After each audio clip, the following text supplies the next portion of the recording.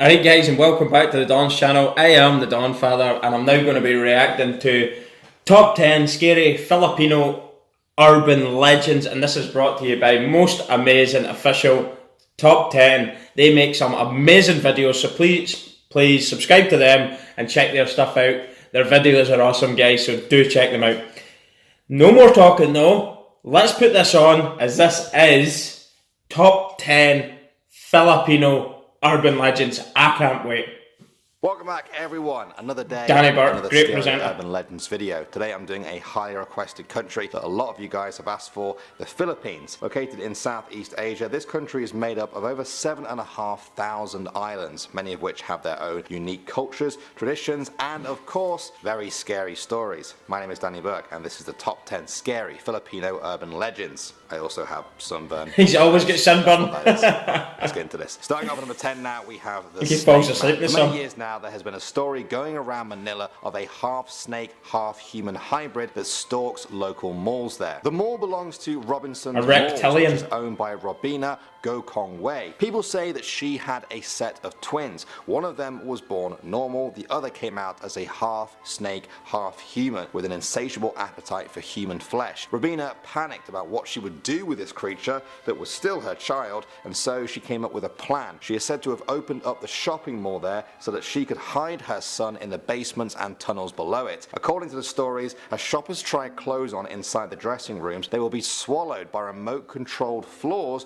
where the snake man will be waiting to devour them below. In 2015, a video emerged online claiming to show the snake man's body. It appears to be dead. The video remains unverified though, and this strange urban legend lives on. Next up at number 9 now, we have the elevator. There are variations of this urban legend all over the Philippines, but they often follow the same pattern. A doctor in a hospital walks into an elevator with another patient inside. As they face the doors, they see a small boy running down the hallway towards the elevator, his eyes wide and pale.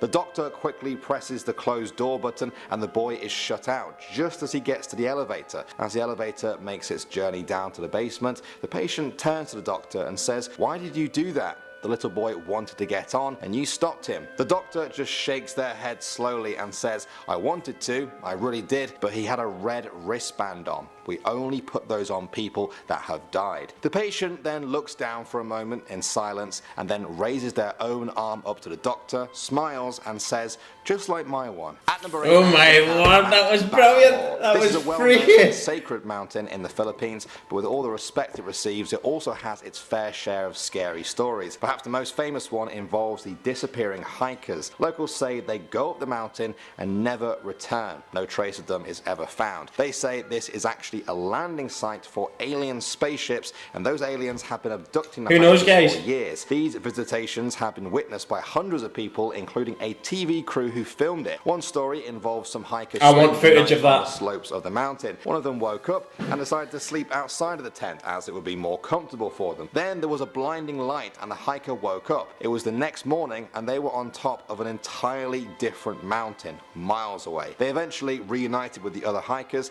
and said they had no explanation for how they ended up so far away, except that they had been abducted by aliens. Next up at number 7 now, we have the My Way killings. In the early 2000s, a fear gripped people across the Philippines. A particular song seemed to be killing people, My Way by Frank Sinatra. It was a popular karaoke choice at the time, but became infamous for a number of deaths related to it. In 2007, for example, a 29-year-old man singing at a bar in San Mateo, Rizal, was shot dead as he sang the song at karaoke by the bar's security guard. Why? Because the guard thought the man's rendition was out of tune, and when the victim refused to stop singing, the guard pulled out his pistol and shot him dead. This crazy is a fairly guard. common story, with at least 10 documented cases between 2002 and 2012. People began to associate singing the song with being killed. In 2007, the song was actually taken off karaoke machines in many bars in Manila. Even people who were Murderers. skeptical before will choose to avoid this song for fear of invoking the curse. Next up at number 6. It's not a curse, it's just Headless crazy priest. This legend goes security back hundreds guards. of years, kept alive by just how grisly and gruesome it is. During the Filipino Revolution and World War II, many Filipino priests priests were beheaded by soldiers. As many of you are probably aware, a common theme with ghosts is that they cannot find rest until they have found the peace which they could not in life. For these headless priests, that peace can only be found when they are reunited with their heads. Many people claim to have seen their ghosts prowling graveyards at night, searching for their heads, or perhaps even more scarily, carrying them under their arms, looking for a way to reattach them. They cannot speak, but they will still approach you if they see you,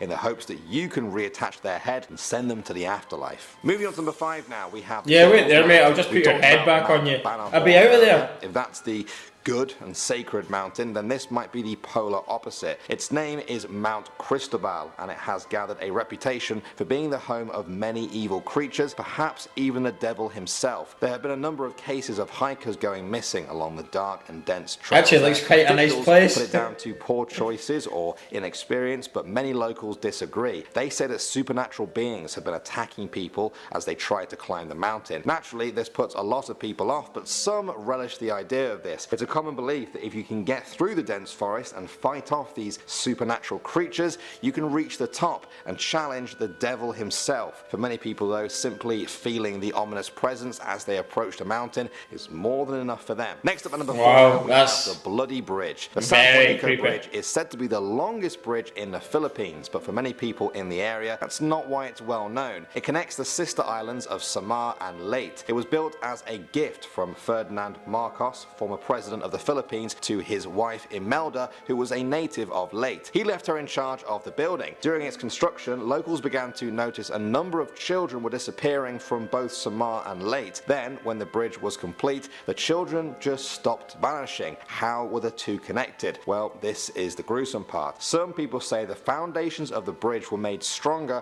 by mixing in the blood of babies and street children using an ancient ritual used to strengthen structures. Some even say the bodies of the children were added to the cement mixer by the construction workers while preparing the cement. Little stories about things like this in other parts of the world. These myths. Story out there. The only thing they have in common is that this bridge may not have been made in the normal way. Moving on to number 3 now, we have the Romblon Triangle. Terrible. You guys may have heard of the Bermuda Triangle before. Well, this is kind of the Filipino equivalent. Over the years, this area has seen many ships disappear under mysterious circumstances. If they manage to not disappear, many ships have gone down in tragic circumstances. Since 1980, a number of passenger ships have sunk, some of which with thousands of passengers on board. Then there is the legend of the ghost ship. The ship was owned by Lolo Amang in life and now haunts the waters. It's said to be made of gold and glimmers in the night. On April 22nd, 1980, the Don Juan passenger ship crashed into an oil tanker with 1,000 people on board. It quickly sank. Survivors said that just before the crash, they saw the ghost ship approaching them. There seemed to be some sort of party on board as it glimmered in the night. The captain of the Don Juan tried to swerve out of the way to avoid the ghost ship and ended up crashing into the oil tanker, which ultimately sank them. Officials say the strange occurrences are nothing more than bad weather or bad luck, but locals say that far too many stories have come from the triangle for it to be just bad weather. Next up, number 2 now, we have the White Lady of Balete Drive. This one comes from Quezon City, where locals believe one street is haunted above all others, all thanks to the White Lady.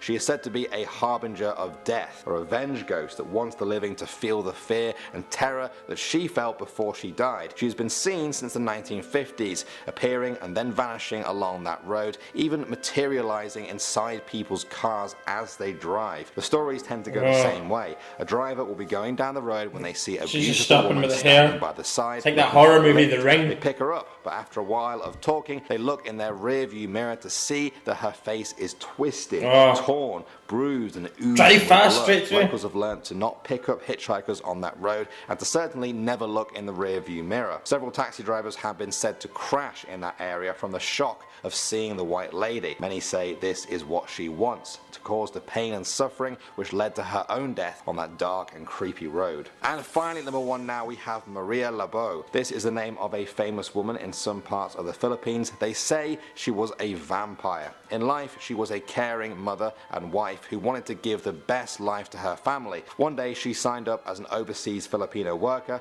and moved to Canada to care for sick people. One of the patients there was dying from an unknown disease. Later on, before his dying breath, the patient leant in and bit Maria, passing on his vampiric powers to her. She accepted the power without knowing the price that she would have to pay. Maria returned to the Philippines, where her hunger for human blood began to grow. She could contain it no longer and eventually killed and cooked her own 2 sons. After that, she became an aswang, a Filipino folklore creature that feasts on humans. Her husband returned home to find what she had done and flew into a rage. He attacked her and slashed her face with a bolo knife. She managed to escape though, and now locals say that if you ever see her lurking in the shadows, you'll know it's her from the huge scar across her face. You don't want to see her.